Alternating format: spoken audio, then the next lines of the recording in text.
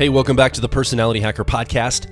My name is Joel Mark Witt. And I'm Antonia Dodge. If you are a parent, or you want to be a parent someday, how will you measure the success of raising your kids? Do you have a way that you are going to measure someday in the future or now how successful you are as a parent? How do you know you're doing a good job? How do you know you're a good parent? How do you know your kids are turning out good? What are you measuring that against? That's my question today for everyone. And our question today for everyone, we're going to talk about on the podcast. Before we launch into it, I'm sure in the intro you caught that both Joel and I are sick. Yeah. So if we sound raspier than normal, if our sinuses sound more plugged up than normal, that's because they are. Yeah, but we push through. That's and do right. The podcast regardless. We're professionals. We do it anyway. The conversation around parenting I find to be so interesting with this concept of how you measure success, because this is one thing I've noticed about parenting. There's a certain subset of subjects that we collectively have some ego around. We feel like if we didn't come down the pike just knowing this stuff, then we're somehow intrinsic failures. And that subset of topics are things that include relationships and understanding who you are.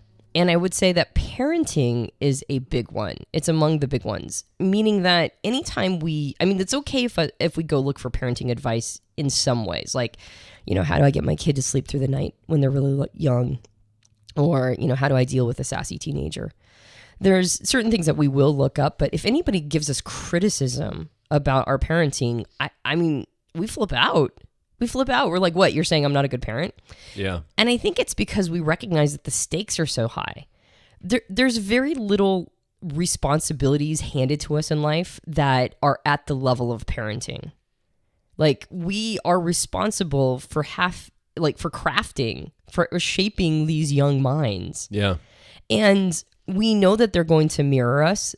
We know that they're going to learn all of their life lessons by watching us and parroting what we say.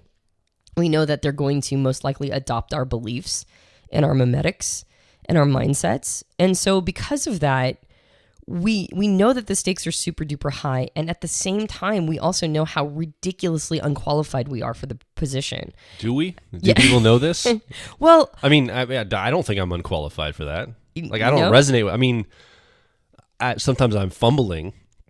I don't think I would admit to myself that I'm unqualified to be a parent, though. No, I don't think we admit to ourselves. Okay. I think it's our inner wisdom. Our inner wisdom goes, there's nothing that has prepared you for this moment. Yeah. Okay. Well, that happens. Yeah. Well, and I guess I'm conflating qualified with, experienced and possibly ready.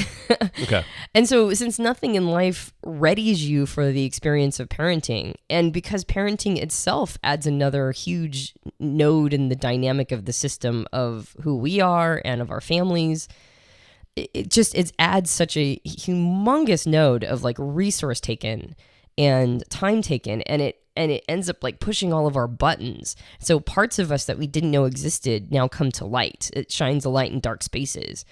And our behavior can show up so horribly, even though, maybe we're a person who otherwise is a total gem in every other context. And then we have a child and all this stuff is coming up for us.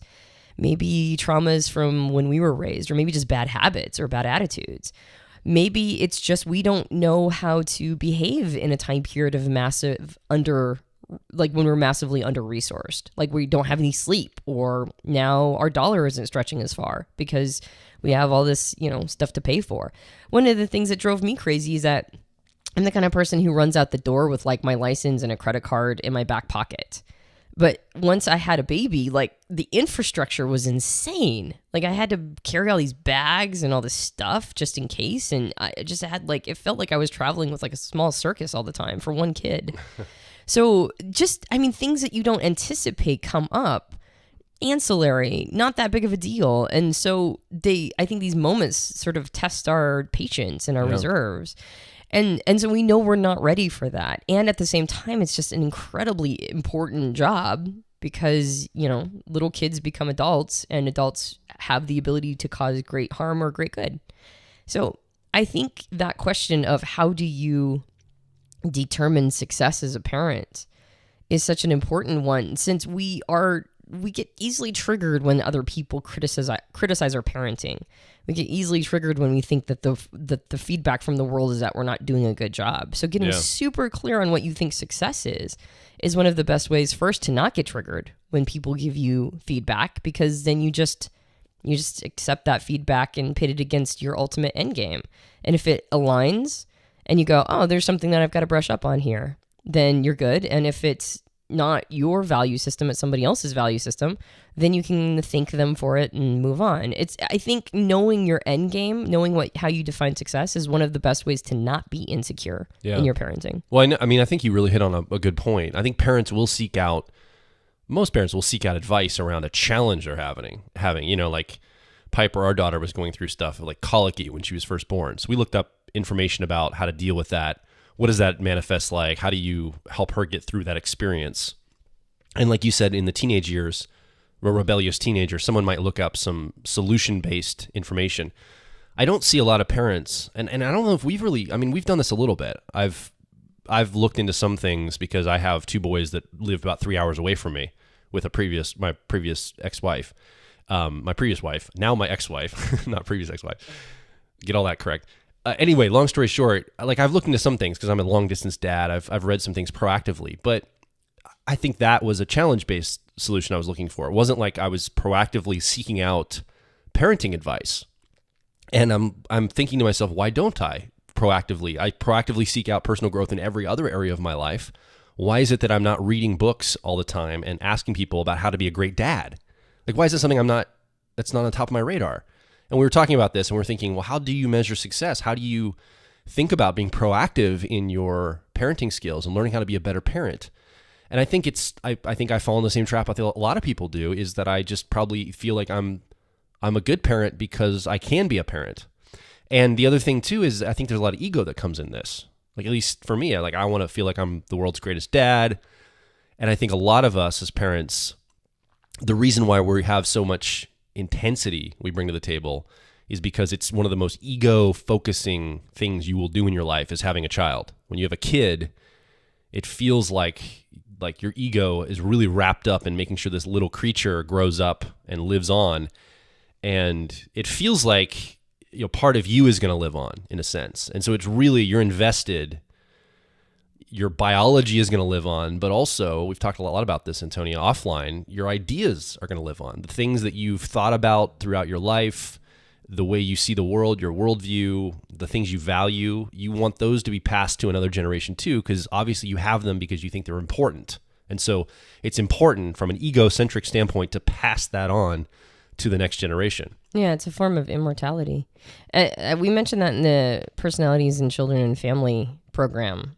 I call it the ego hitching a ride with the genes, meaning that we're so pushed by our biology to have children, because that's where it all starts, right? Is like the genes want to live. That's why you and I exist, is because our ancestors' genes wanted to live at all costs, and they did everything they could to keep themselves alive long enough to pass their genes on.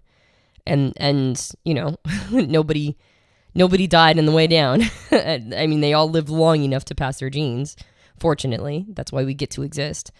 And we have such a drive to make that happen. But what we forget is that at this stage of the game, because survival is not top of mind constantly, we have the ability to pass on some, what we call time binding ideas. We bind them through time in different ways as humans. We write them down and we have oral traditions. But one of the most effective forms of time binding, at least in the short term, is passing our identity, like the things that mean something to us, onto our kids. And so then I call it the ego hitching a ride with the genes. We had a biological imperative to have a child, and now we have an ego imperative to make the child a little carbon copy of us, which is one of the reasons why typology, personality types, is sometimes a game changer as a parent, because you recognize that this little creature is not you. They're different. And I think it's really rare when somebody has the same personality type as their parents. So, I mean, it happens sometimes, but it's not like all your kids are going to have their same personality type. And so what we end up doing is we end up sort of forcing our perspectives, forcing our outlook on life, and forcing aspects of our personality that we're most identified with. We try to shove it on our kids because they'll be our immortality. They'll be our way of our ego living on long after our death. And so one of the greatest tools, outcomes of understanding the tool of personality types is recognizing that the kid might have a radically different mind wiring that they're bringing to the world. And I'm not saying that it's necessarily wrong to introduce your kids to your perspective on reality. I mean, we have to do that. Otherwise they become feral. We do that with language. Like we basically brainwash them into speaking whatever our native tongue is. And that's okay because that form of brainwashing is acceptable. Like otherwise they would be feral.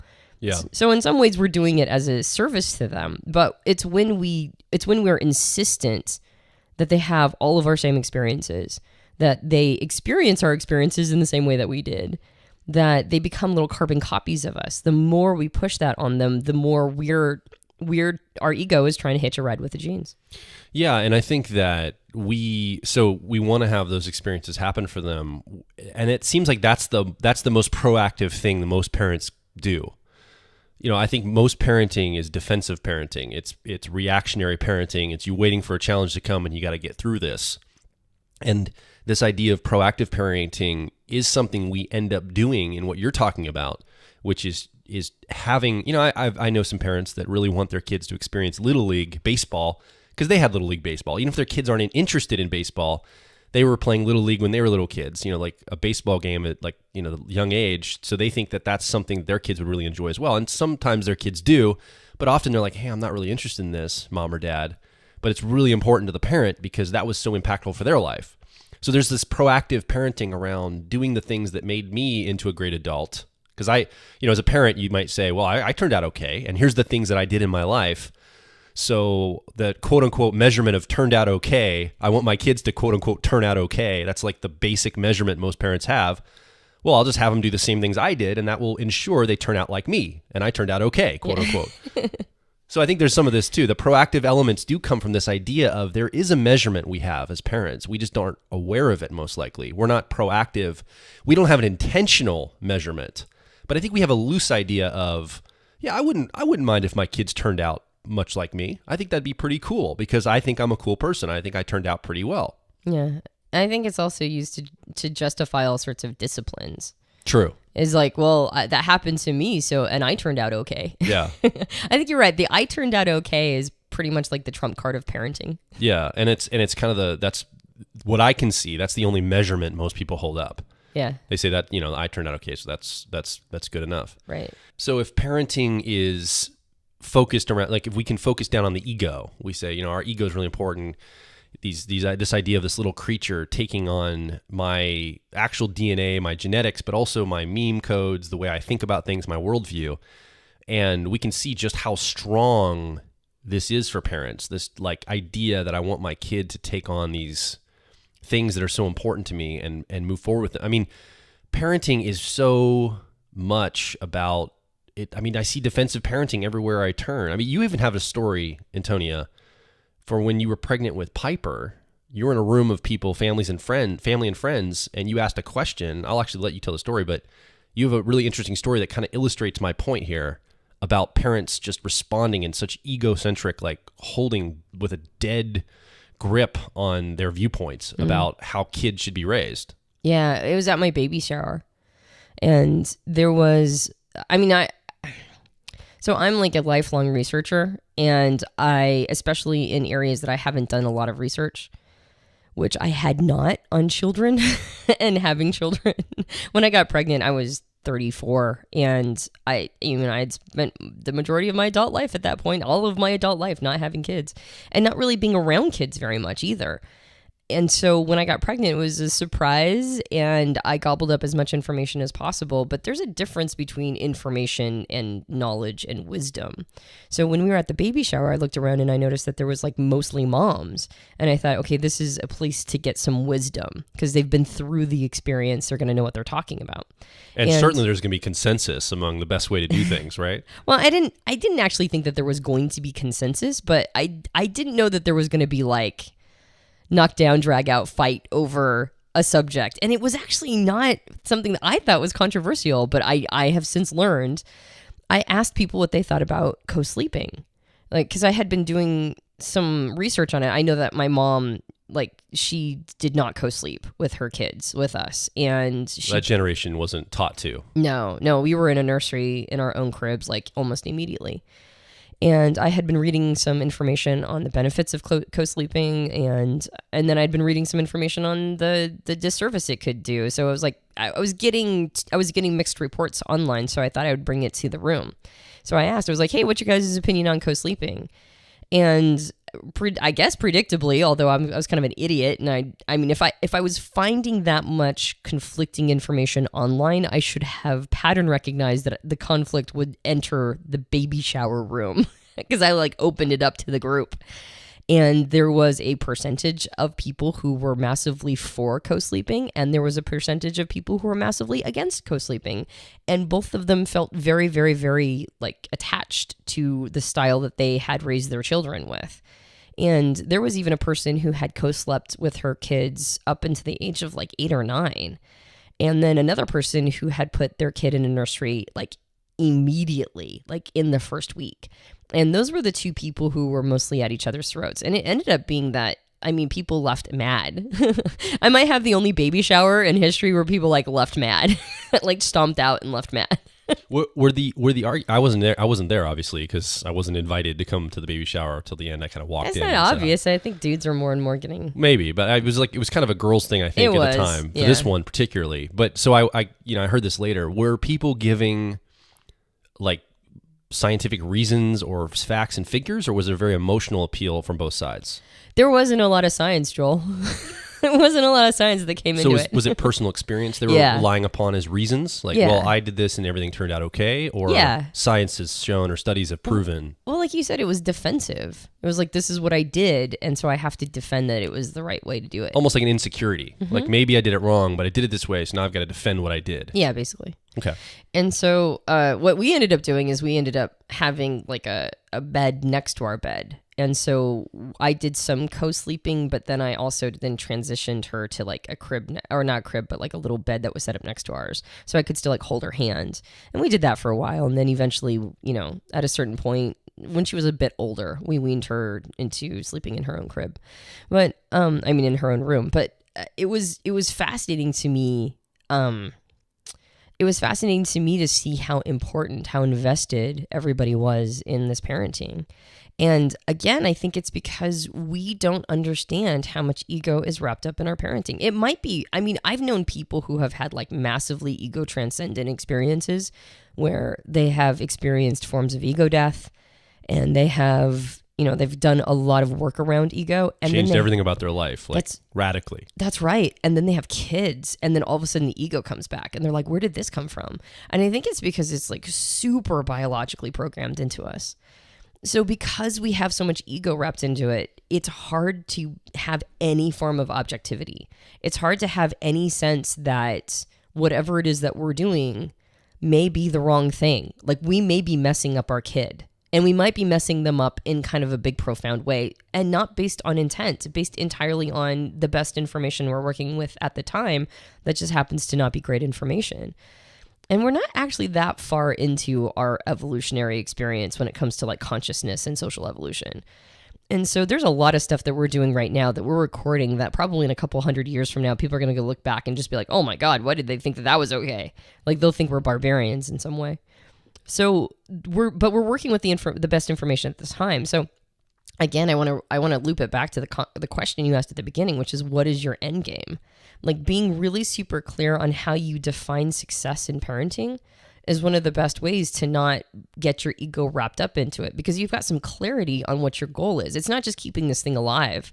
It's not just keeping your child alive and making sure that they get it, like a basic education and then patting them on their butt and sending them on their way. Like, there's a lot more involved there. And if we get so caught up in the day-to-day grind, which is massively distracting, by the way, like just getting your kid up for school and getting them fed and making them lunch, and then remembering to go pick them up at the right time, and then trying to entertain them for the evening, like just the day-to-day mundane grind can sometimes occupy your entire frame. Like, it's really easy to get myopic. And so being able to zoom out, and one of the best ways to zoom out is to go, okay, taking the entirety of this kid's life from cradle to grave, how would I, as a parent, feel that my child had succeeded in life? And then if they have these markers, then I'll know that I've done a good job. And so now we don't get so into the day-to-day. Now we can zoom out and have a holistic perspective and be able to make more conscientious choices every time we're making a choice on like how to, say, discipline them, or how, like, what kind of schooling are they going to have? What are the lessons that we want to teach them? What are the things how do we want to show up so that when they're mirroring and parroting us, that's the thing that we want them to be parroting. So as a side note, just like a little bit, a new friend of mine and I went for a hike the other day. He was talking about his two daughters who are around our daughter's age. And we were talking about what school choices we're going to be doing in the next couple of years for kindergarten, first grade. And we were kind of going back and forth about some of the options we had available to us and what we're probably going to do for he's very intuitive. He's very forward thinking, very into science and stuff like this. And we were talking, and he was sharing about, it's mostly just get basics of schooling down. Like, what do you know, math, science, and things like that. And then whatever they're interested, they can follow that discipline. And I raised the point, I said, and there's also grammar structures that no one's teaching in school or anywhere, like the grammar of online video. Like, no one teaches that in school to kids, how to show up on a video camera or edit. That's something they have to learn on their own. And that's what's going to be more and more needed as the world goes forward, like how to engage in the digital world. And school doesn't teach that. They teach you how to write a paragraph. They don't teach you how to edit a video, at least not currently in like grade school. And so we were talking about this, and he said, one thing that we really need to also focus on teaching kids is how to, when you're doing like a Google search, have a BS meter, like know which articles, which things are true and which aren't. And so we were talking about some of these ways of like measuring the success of our kids in their education aspect. So I think some people will talk about educational things in terms of measurement. And I think the danger here too is, as we talk about measurement, it's not that everyone has to measure it the same.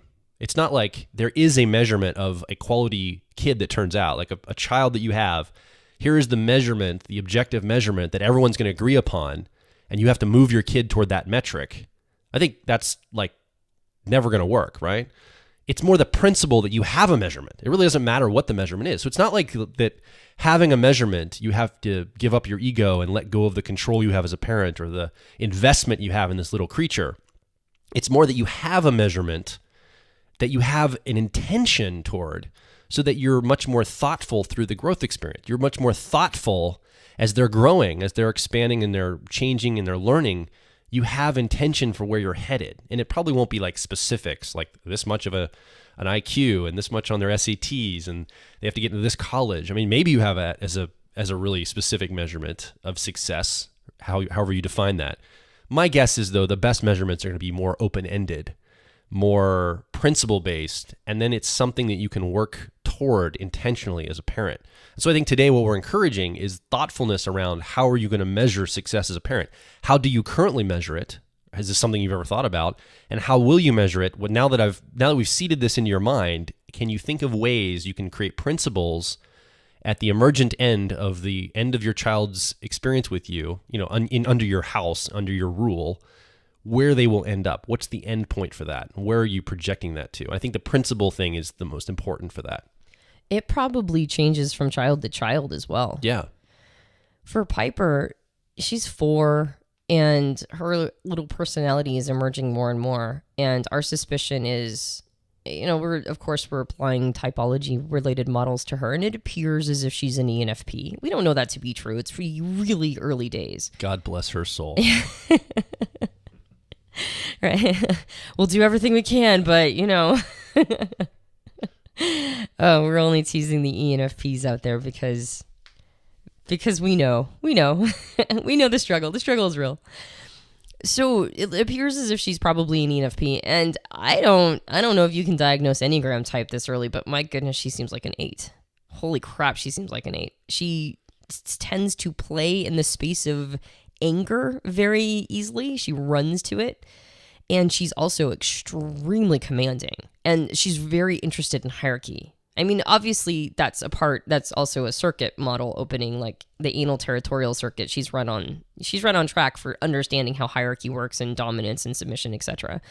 But it's more than other kids, as my observation. And she really wants to know who's in power. And she really wants to know, I mean, like, as soon as she realizes that she's bottom of the totem pole, she will invent somebody to be under her. She'll try to figure out, like, is it the dog Duncan? Is she in charge of Duncan? Or she'll, like, create an animal. Like, she'll bring up a stuffed animal and be like, okay, but I'm in charge of this. She cannot be at the bottom of the totem pole. It's just not okay. So she feels like a very commanding presence. And for her, my success measurement for her is kindness, because she's pretty whip smart. She seems like she's catching on extremely quickly to almost everything. She's very smart. She's very assertive. She asks for what she wants. It doesn't seem like she's going to have much trouble there. And so for me, my measurement for her ultimately is how kind she is. That's my end game. Everything I work with, like, on a very conscientious, thoughtful level with her, all the quote unquote lessons that I'm trying to, like, beat into her head are all around thinking about other people, being compassionate, understanding that another person isn't necessarily doing something to you. They might just be having a bad day. That includes, like, her cousin that's 6 months older than her. We have conversations around that. That it might just be something else that's going on for him and he's showing up this way. Lots of trying to perspective shift and lots of trying to be compassionate. That's my goal for her. Whereas for Sawyer, your son Sawyer, my stepson Sawyer, who's 8, for Sawyer, it's more awareness, because he's so in his own experience all the time. He seems to be, at this point, again, and still it's early days, but he seems to probably be an ESTJ. And he's very interested in strategy. The kid has a natural knack for strategy, like long-term, get what he wants strategy. It's kind of actually pretty impressive. But unless he's doing a long-term strategy and trying to figure out exactly how to get what he wants, whenever he's in the moment, he just has a hard time getting out of his own head. He's just totally 100% in his experience. And so for Sawyer, it's more about awareness of his environment, awareness of how he's impacting other people, which could also be called compassion. But Piper is very aware of those things, and yet she tends to lack compassion. So it's like a slightly different gauge. And so it actually changes with each child. It's more like what is a really important characteristic or quality, or at least what I believe is an important characteristic and quality to bring to life, that it seems that they don't have naturally, written in. And so then that becomes my end game for them. So I think that it probably changes from kid to kid as well. It isn't just one overarching definition of success. How I look at it, I look at my children as, I'm going to say this is going to sound crass, and then I'll explain what I mean. I look at them as like little programmable computer hard drives that we're responsible to program, basically. And not just responsible, but it's going to happen no matter what. Like, we are going to brainwash them. We're going to program them. We are going to instill, and I look at it in a systems thinking way, we're going to instill operating system level programs on their little hard drives that are going to carry them through life. And I look at the operational, like the programs I'm instilling, how I look at it. And you probably look at it this way too. We actually have never had this conversation offline. This is interesting. We're having this publicly. I look at it as almost like we're instilling the habit. Habits are the little programs that are running. So in my mind, what I want to do is I want to install in them empowering habits that will set them up for what I consider success. So my measurement for success as a parent is getting little habits installed at the appropriate time of their age that I believe will serve them well in life later. So it's not so much about having to follow certain rule sets. It's more about setting up rituals and habits for them. And maybe this is my personality type, how I approach it. But it's setting up little rituals and habits that I believe will serve them. And so, like, if I'm thinking in terms of like the basic system breaking down, body, mind, spirit, body, mind, soul, or whatever, whatever that means to you listening. Body is your physicality, Your mind, obviously, is your mental frames, your worldview. Your spirit or your soul is like how you show up and how you see the world. Is it hostile? Is it friendly? Are you hostile, friendly? How do you kind of show up spiritually, in a sense? Not necessarily religiously, but as your spirit, as your essence, how do you show up? So if I broke it up in that way, I think how I look at it is I want to instill habits at each of those levels. I want to instill habits at the body level, like brushing your teeth every day. That's a habit. That's a almost little computer system that can run in their brain that will help them, brush their teeth later in life. I brush my teeth now. I have a habit of brushing my teeth now because my parents installed that operating program. They put that program on my brain, and it still runs today. It still is an operating system. Like, it runs and operates without much effort on my part because my parents spent so much time instilling that when I was really little. It serves me well. Most parents get this. I mean, most of us as parents understand that we have to instill habits, but there are other habits that I want to instill in our children. For example, so the body level, it's anything that adds to health, the longevity of their body, taking care of their body, preserving, eating well, brushing their teeth, all that stuff. That's usually, most people get that. At the mind level, one of the habits that I want to instill is this idea of live mind. Like, every time you're confronted with a worldview or something you don't necessarily agree with or that challenges you, have a live mind about it. Like, learn how to learn. It's not so much what you know, it's you need to know how to get what you know. And those are like little habits we can build into our children's lives. This is how I'm measuring it for myself.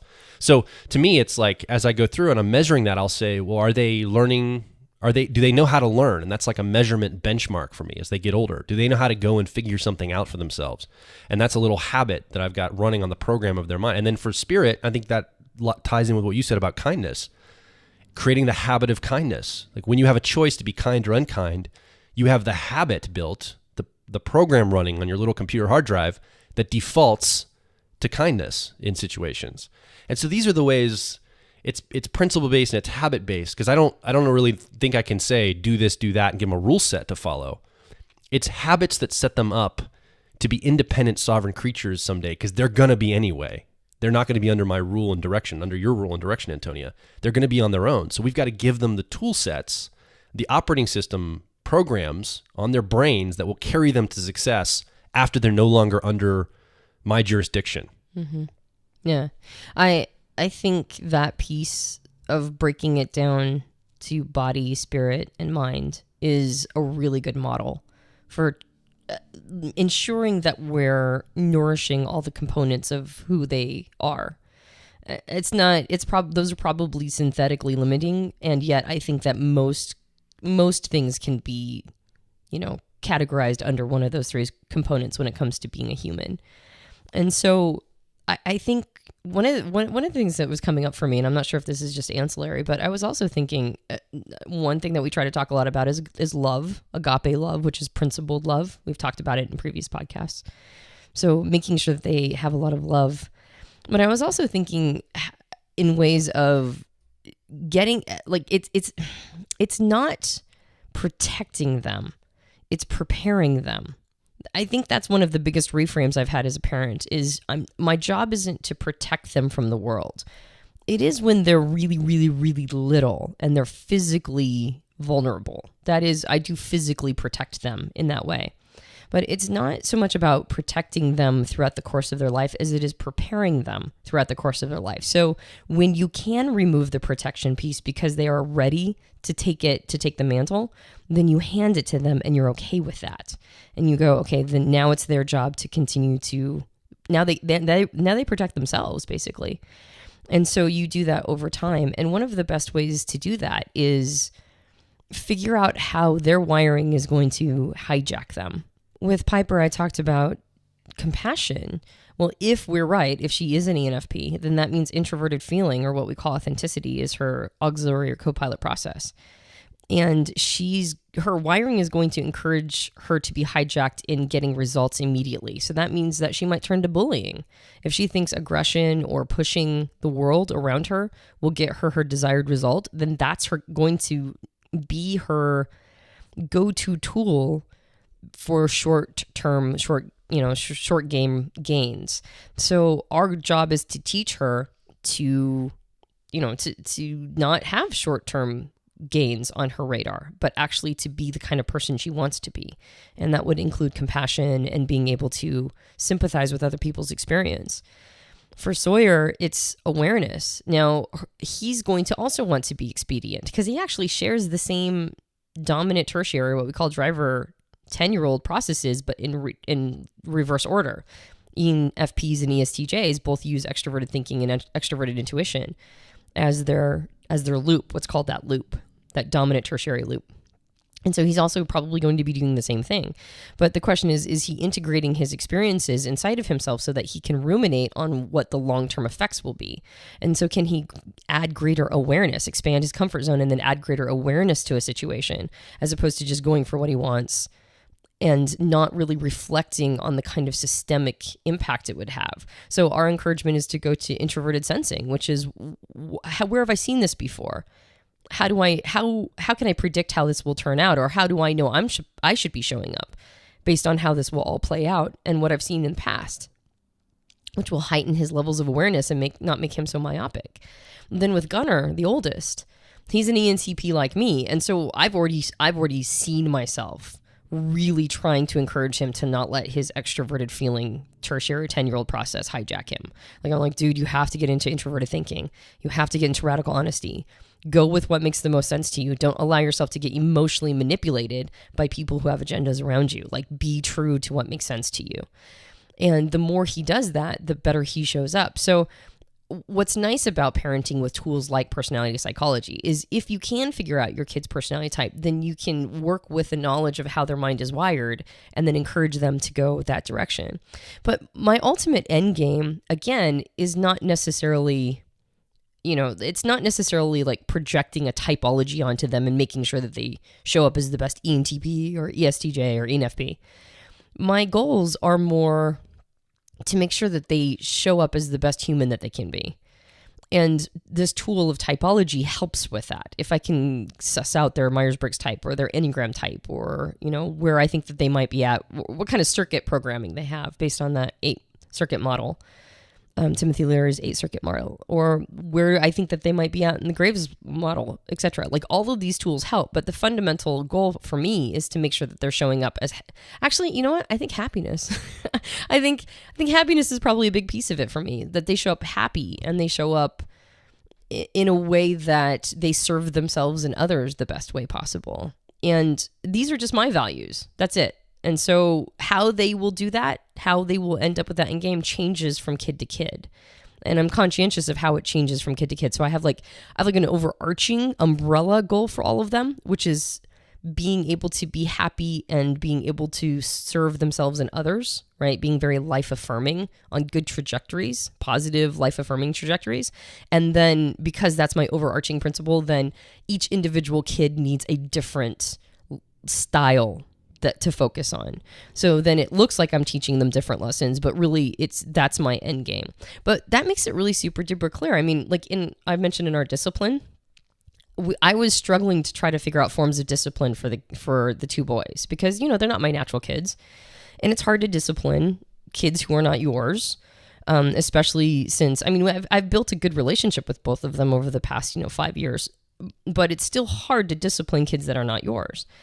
And because I think awareness and compassion and presence and, all that good stuff that we teach adults, I would like that for them, but it's hard you can't really force that into them. So what do? How do you guide a kid into becoming that?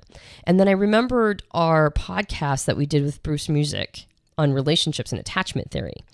And I remember him saying that most fights that happen between couples are not a communication issue, it's a connection issue. And he recommended that either when you first wake up or before you go to bed, if you're having some struggle in your relationship, or even if you're not, you just want to maintain a really good connection, you look in each other's eyes for 5 minutes. You don't say anything, you don't necessarily touch, you just look in each other's eyes. And I thought, I bet that, and I use the word discipline because I mean in the sense of like discipleship, like encouraging better behavior as the root word of not punishment, but discipline. Exactly. I thought, I bet their fights are not communication issues. I bet they're connection issues. I bet they feel very disconnected from each other, even though they're together all the time.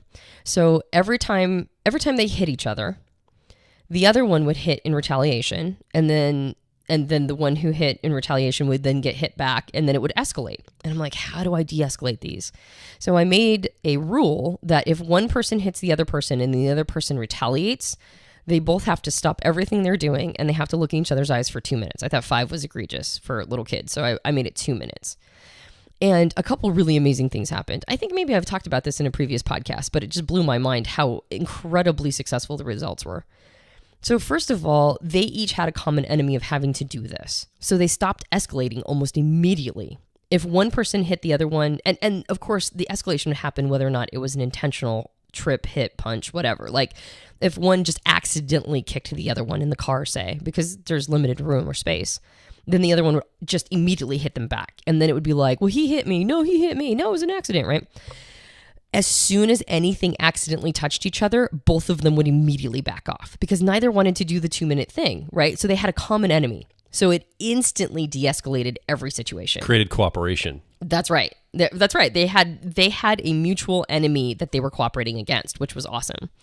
The second thing it did is every time they did have to look in each other's eyes for that 2 minutes, by the end of the 2 minutes, they had gotten into a habit of like singing the same song. They were mirroring each other. They were in an amazing mood. They felt super connected, and their behavior would get way better for like, I mean, it wouldn't necessarily last the rest of the day, but it would definitely last for a couple hours.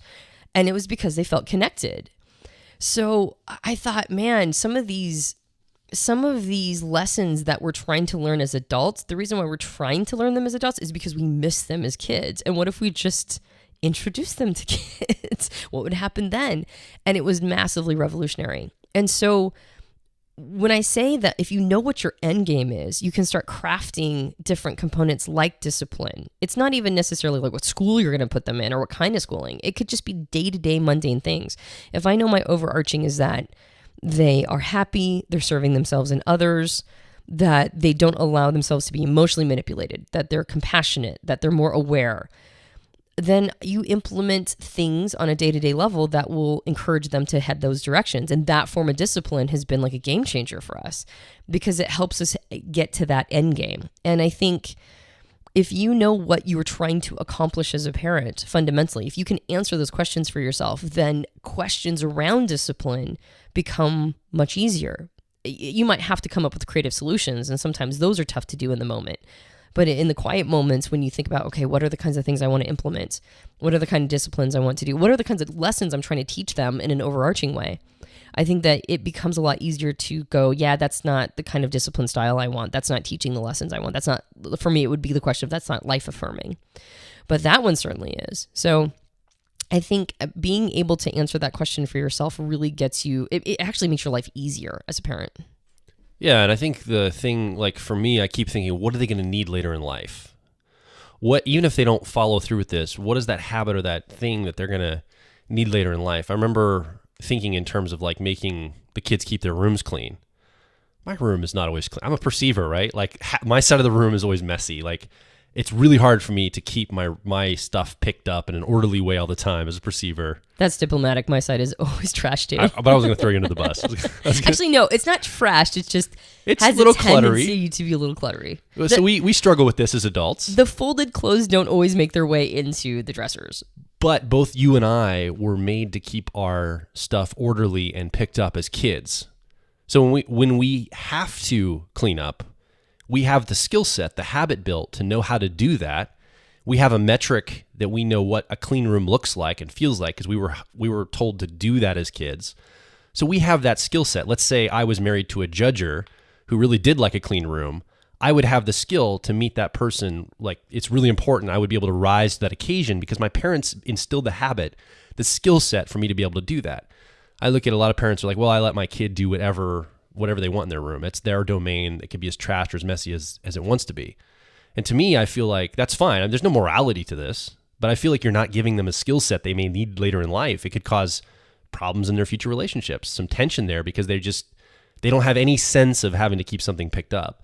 So it's not a matter of like morality, like, well, all kids should have it this way. It's that, are you giving them the things they need later in life? One of the metrics for our daughter, you and I do this, if there's this conversation right now in the public consciousness around consent for people, women and men in sexual relationships as they get older. Our daughter's 4. She's not in any kind of position to be in a sexual relationship with anybody right now. But one thing we're doing is we're instilling in her this notion of consent. So if I come and I ask her to give me a hug or a kiss and she says no, even at 4, I honor that. I'll be like, okay, that's fine, whenever you're ready. So I'm giving her an empowered habit that she knows she can say no to something later in life, because I can't predict the public consciousness. I can't predict how the men, if she's attracted to men, how the men in her life will show up and approach her. I can't predict any of that. I don't know what their level of understanding or intention is going to be. But we can prepare our daughter to be fully empowered and feel sovereign over her own body to say no if she doesn't want to hug or kiss somebody. And we don't force her to do that. We also don't force her necessarily to share her toys with people. We'll encourage her, say, hey, it would be the kind thing to share, but you are ultimately the deciding factor of that. I know a lot of parents are like, well, that's just wrong. You should force them to share. You're not teaching them something. But we're teaching her that she's also got to face those consequences of not sharing. Now, if she wants to get a toy from another kid and she asks and they say no, I'm like, well, that's their decision, Piper. I'm sorry. That's the consequence. You didn't share with them, and now they're willing to say the same thing back to you. And now she's got to think through that and figure that piece out. In social dynamics, it's not just mom and dad said. It's like, I did this, now I've got to face the consequences on the other end of that. Yeah. Well, and we also let our kids fight longer than I think other people do. Yeah. Because we want them to work it out. Well, conflict is inevitable. I mean, that's what comes up all in life. Yeah. You've got to know how to figure your way through conflict. Yeah. And so that's another habit. Are we saying we're perfect parents? Do we do everything right? Or these metrics should be your metrics? Oh, hell no. No, I think the thing is, though, we have some metrics. We have some ways of looking at this and some things we're thinking about when Piper is 25. What's she going to need? What's she going to need in life when she's on her own? Hopefully she's doing big things in the world. That's my desire for her. But whatever she ends up doing in the world, what are the habits she's going to need to have, or at least available to her? Even if she doesn't, let's say she decides to keep her room trashed as an older person, does she have at least the ability to clean it up? Does she know what that looks like? Does she have that skill and that habit built if she needs to fall back on it? Right. So these are the kind of things that I think about. And if you're sitting here thinking, this begs the question, okay, how do I think about what they're going to need, how am I going to measure this as a successful parent? I think another way to triangulate this is, what would be your nightmare of your kid turning out like? So if your child is growing up, what would be the thing you don't want them to turn out like? Do the measurement of the bad result of what you don't want, and that'll help you triangulate potentially to the positive things you do want to instill into your child, the positive things you do want to direct them toward. Yeah. So I think, as basically a wrap up, there's a couple things to keep in mind. Number one, it is good to have a concept of how you define success. And that could just be that, they're healthy, or that they have the ability to, survive on their own. Like they have the ability to work and be a good citizen. For some people, it might be a little bit more audacious. It could be that they're, doing big things in the world. That is a desire of ours. It's not an end game success goal, though. But I could understand if somebody, that would be how they define success. So it really is very much up to you to define success. But our encouragement is that you do so, is that you figure out what it is that you would like to see from your kids. And then the number one thing to be wary of, or to understand is going to happen no matter what your intentions are, is that a part of that is going to be you projecting your ego onto your child. It's kind of unavoidable. You can't stop doing it. But if you're aware of it, you can mitigate some of the damage if you're trying to push them into being you. There's a difference between having observed things that worked for your parents on you and then trying those things out because you turned out okay, so, quote unquote. There's a difference between recognizing that there are some sound parenting tools or wisdom that you might want to implement, and full on projecting who you are onto them as a form of immortality. So be aware of how your ego might hijack the process and try to force your kid into being a carbon copy of you. But I think if you are at all thoughtful about what you want out of parenting, I think that you can mitigate some of that ego's damage, and you can mitigate some of the, the projection you can do onto your kid, and you can hold some space for them and allow them to be who they are. And then also recognize that your overarching goal might be the same, for all your kids, but how you implement it for each child might be different. What do you think? If you're a parent, we know you've got an opinion about this. So come over to personalityhacker.com and leave a comment, ask a question, whatever you want to engage around right below this podcast at personalityhacker.com. That's the best place to do that. You can also join a community of like minds, people just like you, over at facebook.com/personalityhacker or twitter.com/personalityhack. If you enjoyed this podcast, you can subscribe to us on iTunes and various Android platforms. And if you're feeling particularly generous, you can leave a rating and review on iTunes. It really helps us out. My name is Joel Mark Witt. And I'm Antonia Dodge. How do you measure parenting, success? We want to hear from you. Personalityhacker.com. We'll talk with you on the next Personality Hacker podcast.